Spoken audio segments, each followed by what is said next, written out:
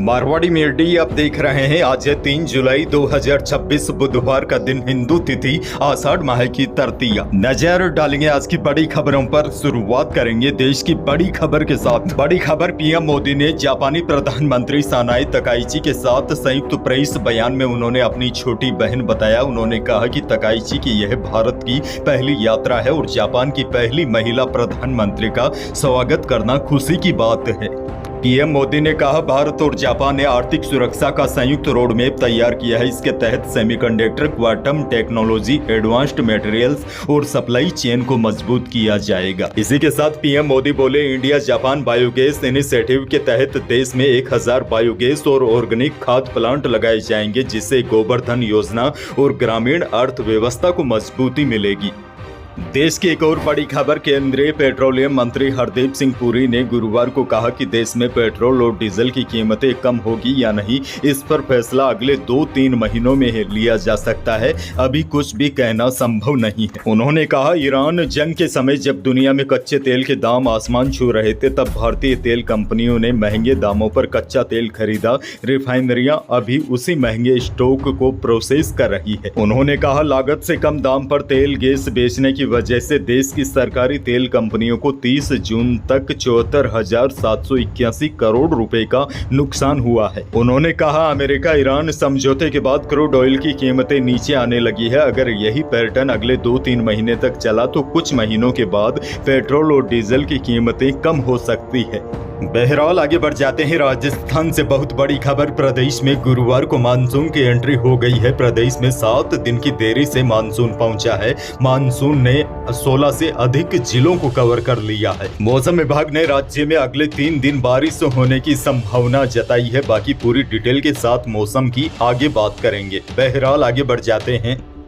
बड़ी खबर, पश्चिमी राजस्थान के बहुप्रतीक्षित पचपदरा रिफाइनरी के लोकार्पण को लेकर तैयारियां लगभग पूरी हो चुकी है। सूत्रों से मिली जानकारी के अनुसार प्रधानमंत्री मोदी कल 4 जुलाई को दोपहर 12 बजे पचपदरा पहुंचकर रिफाइनरी का लोकार्पण करेंगे। बताया जा रहा है, पीएम मोदी करीब 2 घंटे तक कार्यक्रम में मौजूद रहेंगे। उसके बाद दोपहर 2 बजे जोधपुर के लिए रवाना होंगे। हालांकि प्रधानमंत्री का आधिकारिक कार्यक्रम अभी जारी नहीं हुआ है। प्रस्तावित दौरे को लेकर जिला प्रशासन, पुलिस एवं सुरक्षा एजेंसियां हाई अलर्ट पर है। कल भाजपा प्रदेश अध्यक्ष मदन राठौर तैयारियों का जायजा लेने पचपदरा पहुंचे तथा पार्टी कार्यकर्ताओं की बैठक की। इसके अलावा आज 3 जुलाई को खुद मुख्यमंत्री भजनलाल शर्मा भी रिफाइनरी पहुंचकर तैयारियों की अंतिम समीक्षा करेंगे। उनका रात्रि विश्राम भी जोधपुर में ही प्रस्तावित है। आगे बढ़ेंगे। बड़ी खबर, राजस्थान में 10% आरक्षण की मांग को लेकर विमुक्त घुमंतु और अर्ध घुमंतु समाज जातियों ने बुधवार को जयपुर के विद्याधर नगर के जेडीए ग्राउंड में महापड़ाव डाला। इस दौरान उन पर आंसू गैस के गोले छोड़े गए, साथ ही में लाठीचार्ज भी किया। इस घटना के बाद कांग्रेस के दिग्गज नेता अशोक गहलोत ने भाजपा सरकार और उनके मुखिया दोनों पर निशाना साधा। गहलोत ने कहा, सरकार का यह कदम निंदनीय है। गहलोत ने एक्स पर लिखा कि घुमंतु समाज हमारे सबसे कमजोर वर्गों में से एक है। इसकी मांगों पर सहानुभूति पूर्वक विचार करने के बजाय पुलिस द्वारा इन पर आंसू गैस के गोले छोड़ना बेहद ही दुर्भाग्यपूर्ण है। श्री गंगानगर जिले से बड़ी खबर, ट्यूशन पढ़कर लौट रही 5 साल की बच्ची पर घर के सामने ही गाय ने अचानक हमला कर दिया। बच्ची की मां ने जैसे ही ये देखा, उसके होश उड़ गए। वह जान की परवाह किए बिना गाय से भिड़ गई और दोनों सींग पकड़ लिए। गाय ने बच्ची की मां को भी 2 बार पटक कर कुचल दिया, जिससे उसकी पसलियां टूट गई। इतने में ही बच्ची के पिता और पड़ोसी भी आ गए। सब ने मिलकर किसी तरह गाय को वहां से भगाया। भरतपुर से भी बड़ी खबर है। जिले में आवारा जानवर को बचाने के चक्कर में ट्रैक्टर ट्रॉली पलट गई। हादसे में ट्रॉली में सवार 15 महिलाएं नीचे दब गई। इनमें 2 महिलाओं की मौके पर ही मौत हो गई, 13 महिलाएं घायल है। आरोप यह भी है, महिलाओं ने ड्राइवर से ट्रैक्टर धीरे चलाने के लिए कहा था, लेकिन वह स्पीड से दौड़ाता रहा। जिन 2 महिलाओं की मौत हुई है उनमें ड्राइवर की पत्नी भी शामिल है।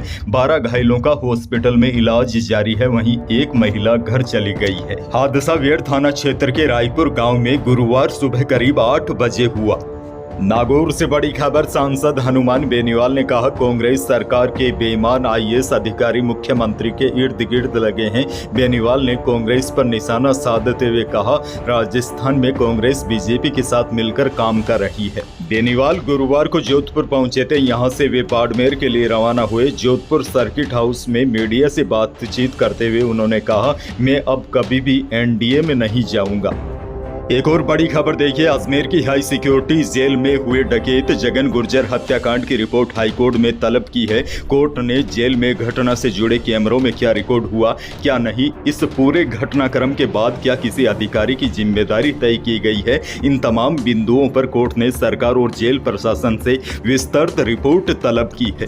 कोर्ट ने इस मामले में टिप्पणी करते हुए कहा कि प्रदेश की जेलों में यह क्या हो रहा है। हाई सिक्योरिटी जेल में कैमरे की रिकॉर्डिंग नहीं हो रही है, कैमरों की लाइव मॉनिटरिंग की कोई व्यवस्था नहीं है। कोर्ट ने पुलिस विभाग को लताड़ लगाते हुए कहा कि रिपोर्ट के बाद भी व्यवस्थाएं क्यों नहीं सुधरी। जैसलमेर से बड़ी खबर। नगर परिषद ने सरकारी जमीन पर हुए अवैध कब्जा को हटाया। करीब 400 बीघा सरकारी जमीन को खाली करवाया है। बुलडोजर ने करीब 300 अवैध निर्माणों को तोड़ दिया है। लगभग 1000 लोग प्रभावित भी हुए हैं, जिनके कई परिवार बेघर हो गए हैं। अब उनके रहने का कोई ठिकाना नहीं है। नगर परिषद प्रशासन और भारी पुलिस जाब्ते की मौजूदगी में कार्रवाई हुई। पूरा इलाका छावनी में तब्दील है।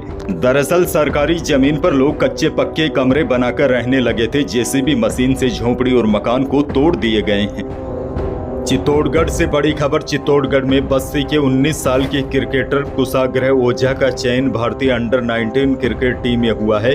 परिवार ने गुरुवार को सांवलिया सेठ के दरबार में 500 ग्राम चांदी का बेट चढ़ाया। कुशाग्रह के पिता ने बताया कि बेटे के चयन के लिए मन्नत मांगी थी। आगे बढ़ेंगे। एक और बहुत बड़ी खबर। प्रदेश में भ्रष्टाचार के मामले कम होने का नाम नहीं ले रहे हैं। भ्रष्टाचार निरोधक ब्यूरो एसीबी ने गुरुवार को जयपुर जिले के चोमू क्षेत्र में एक बड़ी ट्रैप कार्रवाई करते हुए पटवारी के दलाल को 1 लाख रुपए की रिश्वत लेते रंगे हाथों पकड़ा है। कार्यवाही की भनक लगते ही आरोपी पटवारी सुरेंद्र स्वामी वहां से फरार हो गया, जिसकी तलाश में एसीबी की टीमें लगातार दबिश दे रही है। वैसे पिछले कुछ दिनों में आम लोगों में जागरूकता बढ़ने की वजह से काफी संख्या में रिश्वतखोर पकड़े जा रहे हैं। अच्छा, बड़ी खबर ये भी देखिए। इंटरनेशनल मार्केट की तेजी के असर से जयपुर सराफा बाजार में दोनों ही कीमती धातुओं में असर दिखा। रिकॉर्ड तेजी देखी गई। चांदी गुरुवार को 7500 रुपए की छलांग लगाकर 2,36,000 रुपए प्रति किलो पहुंच गई। शुद्ध सोना भी 4000 रुपए बढ़कर 1,47,000 रुपए प्रति 10 ग्राम रहा और जेवराती सोना भी 3600 रुपए तेज होकर 1,36,200 रुपए प्रति 10 ग्राम रहा। अनाज मंडियों की बात की जाए तो नागौर, मेरठ, श्री गंगानगर, हनुमानगढ़, अजमेर, जयपुर, कोटा, सूरतगढ़ सहित इन सभी मंडियों में औसत भाव इसबगोल का भाव रहा 10,500 से अधिकतम 13,000 रुपए। तारामीरा बिका अधिकतम 5800 रुपए।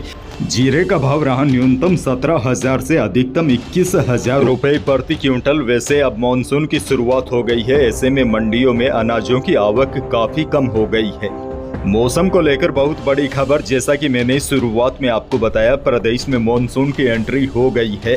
दौसा, भरतपुर, धौलपुर, करौली, बारां, झालावाड़, कोटा, बूंदी समेत कई जिलों में मानसून की बारिश की शुरुआत हो गई है। अब देखिए, बड़ी जानकारी आपको दे दूं। प्रतापगढ़ में 7 घंटे में 4 इंच से ज्यादा बारिश हुई। चित्तौड़गढ़ में 1 से 1.5 इंच बारिश रिकॉर्ड हुई। अलवर में तेज बारिश के बाद रूपारेल नदी बहने लगी। दौसा जिले के कई इलाकों में पानी भरे होने से लोगों को परेशानी का सामना करना पड़ रहा है। हालांकि 2 दिन से बदले मौसम की वजह से लोगों को गर्मी उमस से बड़ी राहत मिली है। आज भी मौसम विभाग ने प्रदेश के 25 जिलों में आंधी बारिश की चेतावनी जारी की है। हालांकि पश्चिमी राजस्थान के जिलों को अच्छी बारिश के लिए अभी भी 1-2 दिनों का इंतजार करना पड़ सकता है।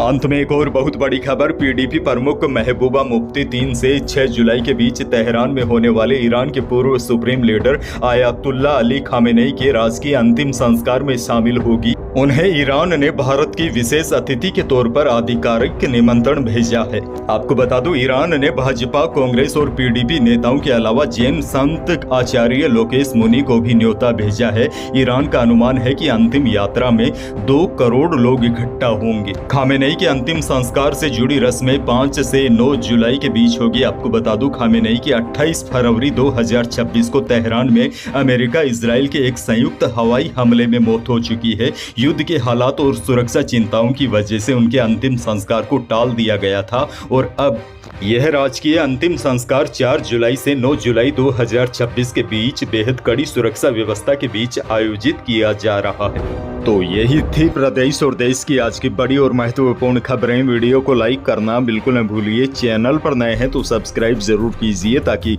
आप अपडेट रहे बड़ी और काम की खबरों से। धन्यवाद।